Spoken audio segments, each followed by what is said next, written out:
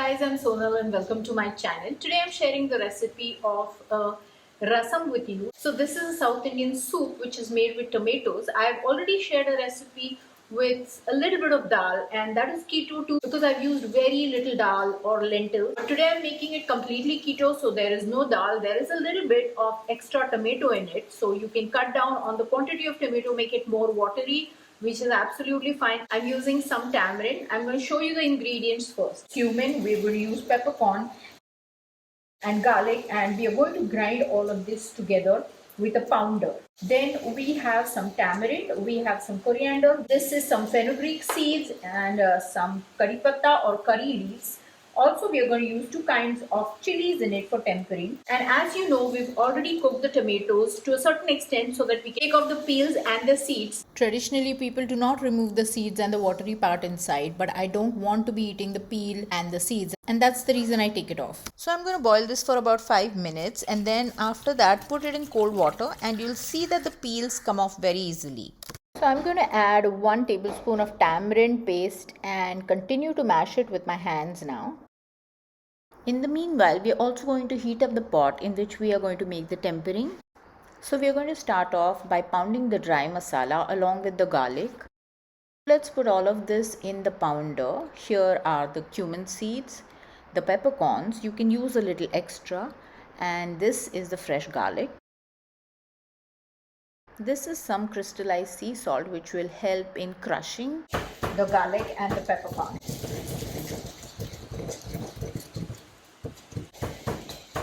It has been raining cats and dogs here. So let me show you what it looks like at this point. You want to make sure that your pepper is ground properly.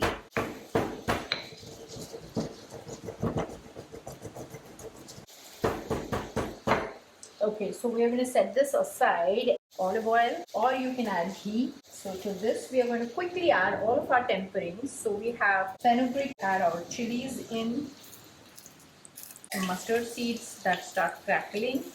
So about like half a teaspoon. Curry leaves. So I'm going to add 2 sprigs. That's really good. Really good.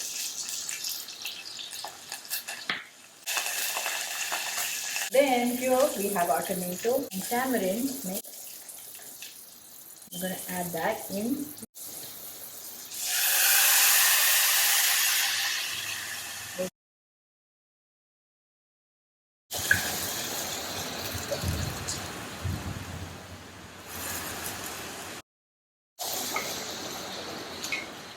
Around 2 cups of water, 1/4 teaspoon of turmeric, and a little bit of chili powder.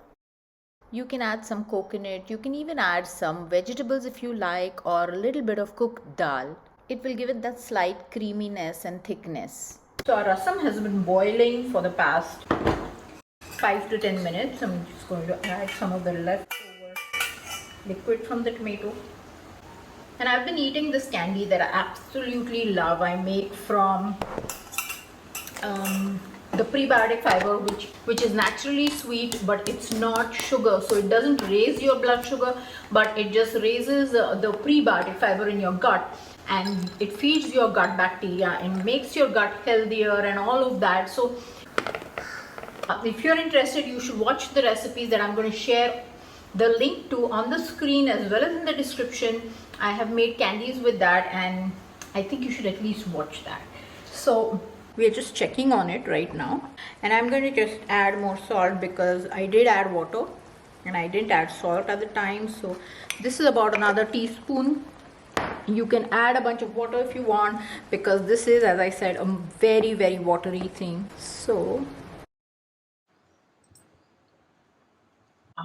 delicious. And guess what I forgot to add? I just noticed, and this is perfect the way it is. You don't really need to add that, but